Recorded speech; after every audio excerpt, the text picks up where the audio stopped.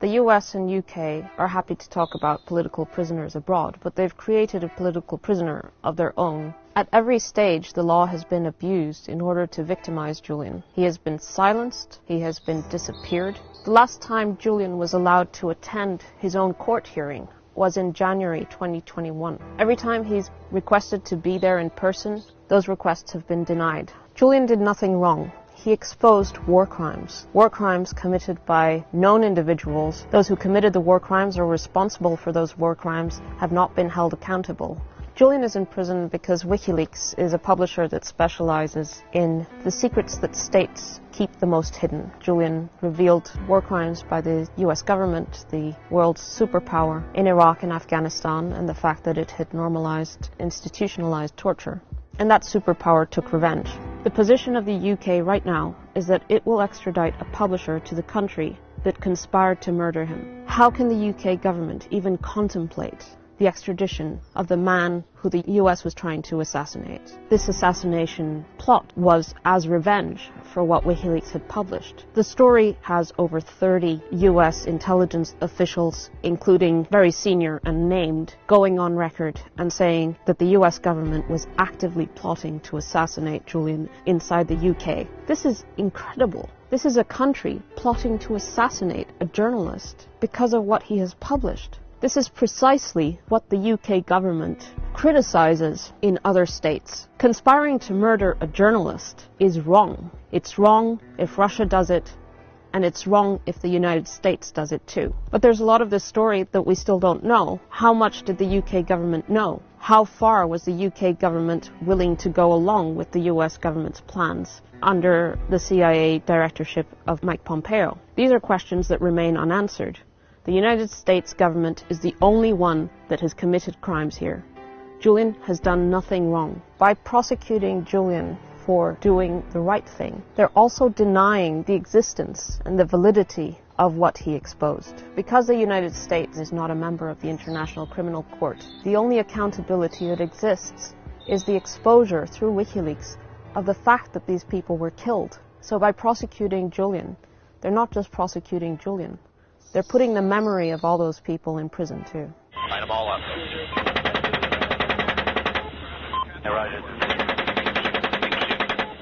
Keep shooting. There's no question that the information that WikiLeaks published about the Iraq and Afghan wars and Guantanamo Bay was in the public interest. Julian is being prosecuted under the 1917 Espionage Act. That act was enacted during the First World War. US constitutional lawyers have long worried that the broad wording of the Espionage Act would be repurposed in order to go after the press. The Trump administration decided to prosecute Julian and WikiLeaks because the agenda of the Trump administration was to target the press. The US First Amendment is the gold standard globally on press freedom, and the prosecution against Julian is the single greatest attack there has been on the First Amendment, and that is Trump's legacy. My message to Joe Biden is that you are furthering the worst legacy of the Trump administration. Don't let this also be your legacy. Drop this case.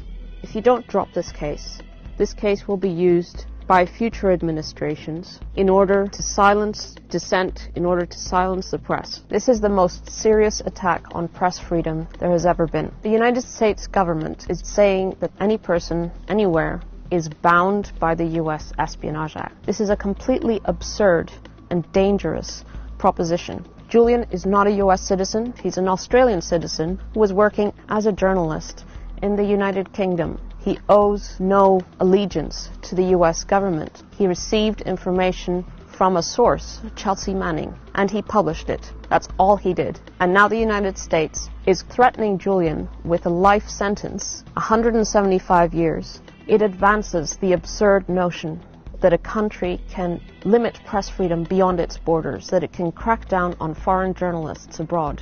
Imagine if Turkey now uses the same logic that the US has used to say that a British journalist in France should be extradited to Turkey because that journalist exposed some state-sponsored crime of Turkey's, or Saudi Arabia or China. Every journalist should be alarmed about this, because if they can do it to someone as high profile as Julian, then everyone else can suffer the same fate. The fact that people have such a poor understanding about this case is down to the media. It is the media's responsibility to properly report this case, and it has not been properly reported. And that's why the public is so ignorant about it.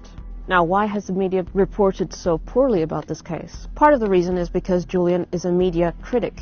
He's not just a publisher, but he has been very critical of the way that the media has reported, for example, WikiLeaks publications. WikiLeaks also poses a challenge to the legacy media because the WikiLeaks model is what Julian calls scientific journalism, to publish original source documents alongside the analysis in order to allow the reader to draw their own conclusions, to access the same information that the journalists did in order to assess the material themselves. And that's why WikiLeaks is such an important resource for academics and historians, not just journalists. Because Julian's case is a political case, it's entirely up to the political circumstances what is possible and what is not possible. The case is so outrageous that it should be thrown out. It is also politically dangerous and counterproductive for the United Kingdom.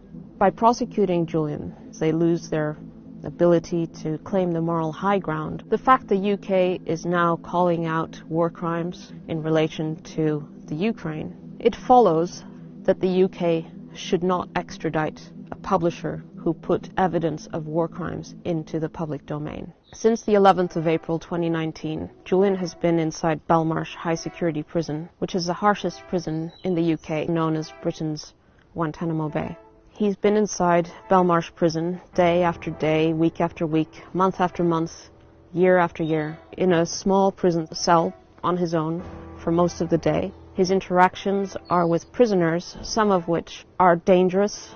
He is suffering greatly. He suffered a mini stroke in October, and obviously that's a sign that his health is in serious decline. It's also a difficult struggle for him mentally. Julian suffers from clinical depression. He has all his adult life. And it's obviously very difficult for him spending so much time in isolation away from his children and from his family and friends. I have 2 children with Julian. They are 3 and 4. Our eldest was born when Julian was still in the embassy in 2017, and he would go to the embassy to visit Julian. We kept it secret so a friend would come in posing as his father, until a guard from the embassy approached me outside the embassy and said that I shouldn't bring the baby in anymore because they had been instructed to steal a nappy in order to analyze the baby's DNA. Our youngest just turned 3. He was a few weeks old when Julian was first arrested. And he's only ever seen his father inside Belmarsh Prison. For both of them, the only memories they have of Julian is inside Belmarsh Prison. Because I don't know how long our children will have with their father, if they just have a few months maybe, before Julian's taken to the United States and will most likely lose his life there. I try to make their experience with their father as enjoyable and light as possible. I don't talk about the fact that we're going to a prison. I've just said that there are bad people that are preventing Julian from coming home, but that he wants to be at home. But obviously when they go into the prison, they experience the prison. They walk past the razor wire, they get sniffed by the sniffer dogs, they have to get searched multiple times going into the prison, inside their mouth and under their feet. So they experience it themselves. But I don't want the experience to be scary or intimidating. So I do my best to make it a normal situation. The only thing that matters to me is to be able to reunite my family again. Julian has been deprived of being able to see his children grow up day to day. All we want is to be a normal family. The fact that he's being deprived from his family for no reason at all, just out of a spiteful, cruel sense of vengeance by the superpower who he exposed, has to come to an end. No one should be treated this way. I ask each of you to help me fight for Julian. Go to don'textraditeassange.com. There's a tab that says Take Action. Take all the actions where it says Take Action. Write to your MP. Come to the protests. There may be a way that you are specially placed to help me free Julian. Please contact me directly. Every person can contribute to help fight for his freedom. Help bring him home. Help reunite Julian with our young children. It is incredibly important that stories that don't get enough airtime in the mainstream media are able to be covered elsewhere.